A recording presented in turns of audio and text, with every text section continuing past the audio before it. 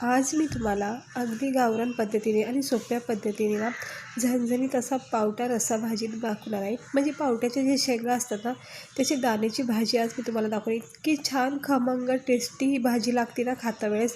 तो व्हिडिओ तुम्ही पूर्ण बघा. आवडल्यास तर लाईक करा, चॅनलला सबस्क्राईब करा. तिकडे बघू शकता हे पावट्याचे शेंगामधले जे दाणे असतात ना ते सगळे असे निवडून घ्यायचे, म्हणजे निसून घ्यायचे आहेत.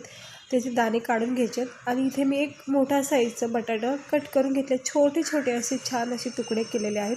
म्हणजे कसं पावट्याचे दाणे छोटे, त्याच्यामध्ये ना जास्त असे मोठे बटाटे नाही म्हणजे चांगले वाटत. आणि एक कांदा, एक टोमॅटो चिरून घेतलेला आहे. आणि आता हे सगळं पाणी काढून घेते बटाट्याचं मी. हे बघा, हे बटाट्याला स्वच्छ धुवून घेतलेलं आहे, सगळं पाणी काढून घेतलेले आहे.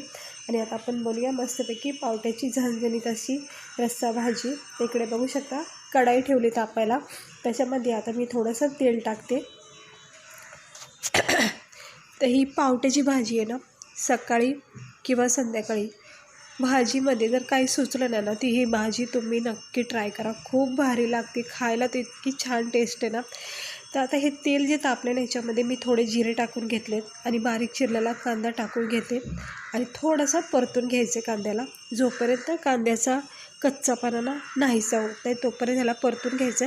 म्हणजेच थोडासा रंग चेंज होईपर्यंत परतून घ्यायचं मंद आचेवर. इकडे बघू शकता आता परतून झालं की मग हे बटाट्याचे जे छोटे छोटे आपण क्यूब केलेत ना, हे सगळे ह्याच्यामध्ये टाकून घ्यायचे. इकडे मी एकच बटाटा वापरला आहे, स्वच्छ सोलून छान असे छोटेसे तुकडे केलेले आहेत. आता बटाट्याचे तुकडे इथं सुरुवातीला टाकायचे, कारण की काय होतं बटाट्यामध्ये दाण्यापेक्षा, म्हणजे शेंगाचे जे दाणे घेतले ना त्याच्यापेक्षा जास्त थोडा कच्चापणा असतो, म्हणून थोडा त्याला वेळ लागतो भाजीमध्ये शिजायला. त्या अगोदरच हे जर असं फ्राय केलं ना तेलामध्ये, तिकडे नरम सॉफ्ट बटाटे होऊन जातात आणि मग भाजी व्हायला मग टाईम लागत नाही. आता ह्याच्यामध्ये आपण 2 चमचे लाल तिखट टाकायचं. कमी तिखट इकडे वापरू शकता आवडीनुसार तुमच्या. आता हे सुद्धा ह्या बटाट्यामध्ये एकजीव करून घ्यायचं गरम तेलामध्ये. कांद्यासोबत बटाट्यासोबत हा लाल मसाला परतून घ्यायचा आहे. अगदी मंद आचेवर हे परतून घ्यायचे. आता बघू शकता तुम्ही बटाट्याला सुरुवातीलाच ही मसाल्याची कोटिंग लागलेली आहे. आणि जे आपण अर्धा टमाटर चिरून घेतलं होतं ते सुद्धा आता आपण ह्याच्यामध्ये टाकून मग मिक्स करून घ्यायचं आहे. हे बघा, थोडा वेळ असं मंद आचेवर कांदा टमाटर तेलामध्ये हे बटाटे मसाल्यामध्ये फ्राय करायचे सुरुवातीला, आणि मग नंतर आपण ते शेंगाचे दाणे हे वापरायचे. आता इकडे बघू शकता खूप छान अशी हिची भाजी चवदार लागते. मला तर खूपच आवडते. ह्याची सुक्की ग्रेव्ही किंवा रस्सेदार भाजी कुठल्याही प्रकारे तुम्ही करू शकतात. तर आता मी थोडासा रस्सा भाजी करते ही. हे बघा, आता हे सर्व मसाल्यामध्ये हे जे पावटाचे शेंगाचे दाणे आहेत ना, हे सगळे मिक्स करून घेतले आहेत बटाट्यासोबत. आता बटाटे मी अगोदर थोडेसे नरम सॉफ्ट असे तेलामध्ये फ्राय केले असल्यामुळं आता भाजीमध्ये झटकीपट उरलेले जे आहेत ते शिजून निघणार.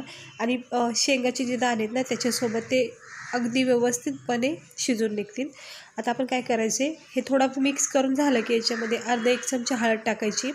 आणि लाल तिखटसुद्धा वापरायचे. जर अगोदर थोडं कमी टाकलं असेल तर, पण मी अगोदर ना थोडं जास्त टाकले, म्हणजे भाजीच्या अंदाजाने टाकले. आणि 1 चमचा धना पावडर, 1 चमचा गरम मसाला पावडर, जे पण तुमचे डेली रुटीनचे मसाले असतील ते इथं टाकायचे अंदाजाप्रमाणे. आणि मग आता हे पावट्याचे दाणे जे आहेत ना, पावट्याचे शेंगाचे, त्याला आता सर्व मसाल्यामध्ये पॅक करून घ्यायचं आहे बटाट्यासोबत. हे बघा, छान असं मस्त कोटिंग झालेली आहे. आणि ह्याला लगेच आपण ह्याच्यामध्ये पाणी टाकायचं नाही, याला थोडा वेळ स्टीम द्यायची, म्हणजे वाफ द्यायची, कारण की चांगला मसाल्याचा फ्लेवर उतरतो मग वाफेमध्ये पण. म्हणजे असं केल्यामुळं ना भाजीची ना नेहमीपेक्षा जास्त चांगली चव येते. हे बघा, आता मी इथे अर्धा ग्लास पाणी टाकले, कारण जे आपले शेंगाचे दाणे आहेत ना ते थोडे कच्चे आहेत, मग त्याला नरम सॉफ्ट होणं गरजेचे आहे. त्यासाठी आपल्याला थोडी पाण्याची आवश्यकता आहे. चवीनुसार मीठ टाकायचे. आणि दुसरी गोष्ट, बटाटेसुद्धा नॉर्मल आपले थोडे आहेत कच्चे, त्यामुळे ते सुद्धा ह्या पाण्यामध्ये म्हणजे रश्श्यामध्ये शिजून निघतील. आणि मग आपल्याला लागेल तेवढा मग रस्सा इथं ठेवून द्यायचा.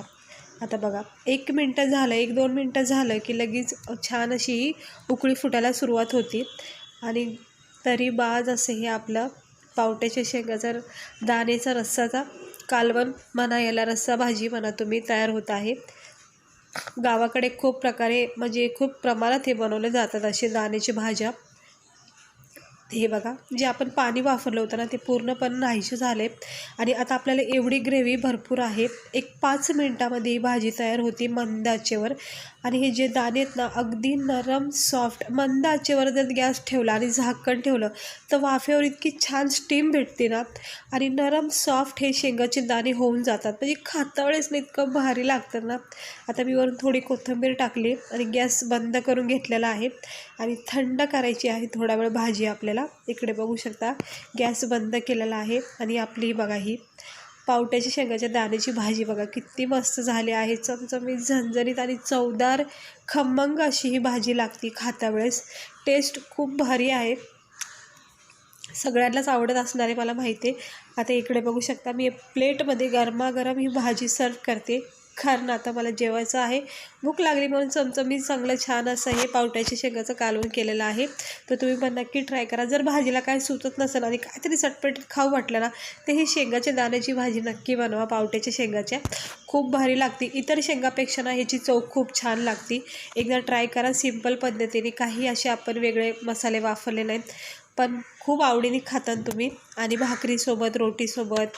इकडे तुम्हाला मी दाखवते, हे बघा किती नरम सॉफ्ट असं, हे बघा किती नरम सॉफ्ट असा हा शेंगाचा आपला दाणा आपला शिजून निघलेला आहे शेंगाचा. आणि इकडे बघा बटाटा पण नरम सॉफ्ट हे झालेला आहे. म्हणजे एकंदरीत आपली भाजी ही परफेक्ट तयार झालेली आहे. गरमागरम तरीवाली ही पावट्याच्या शेंगाची भाजी तयार केलेली आहे. तर आवडल्या असेल तर लाईक करा, चॅनलला सबस्क्राईब करा असेच व्हिडिओ बघण्यासाठी.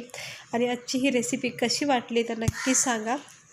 हे बघा गरमागरम ही पावट्याच्या शेंगाच्या दाण्याची भाजी मस्त झालेली आहे. त्याच्यापेक्षाही जास्त तुम्ही पातळ बनवू शकता. ही मी थोडीशी नॉर्मल ओलासर पानं ठेवला याच्यामध्ये. तर चला आता मी घेते खाऊन. भेटते मी तुम्हाला पुढच्या व्हिडिओमध्ये.